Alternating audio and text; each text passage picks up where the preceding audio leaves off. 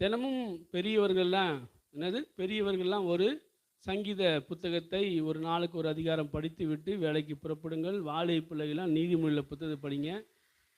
திருமணமானவங்கள்லாம் உன்னத பாடல் புத்தகத்தை படிங்க. வயசானவங்கள்லாம் பிரசங்கி புத்தகத்தை படிங்க. ஏதாவது நல்லா இருக்கா? நல்லா இருக்குப்பா. சங்கீத புத்தகத்தை வீட்டிலிருந்து வெளியே போகிறவர்கள் படியுங்கள். சங்கீத புத்தகத்தை வீட்டிலிருந்து வெளியே போகிறவர்கள் படியுங்கள். திருமணமானவர்கள் உன்னத பாடல் புத்தகத்தை படியுங்கள்.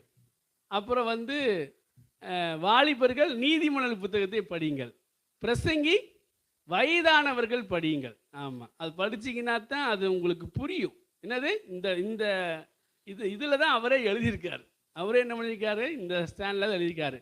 அதனால தான் பெரியவர்கள் உன்னத பாடலை படிக்கும்போது அவர்கள் அந்த இதுக்கு போகணும். அந்த அந்த காலகட்டத்துக்கு போய் அவரோட மாதிரி நம்ம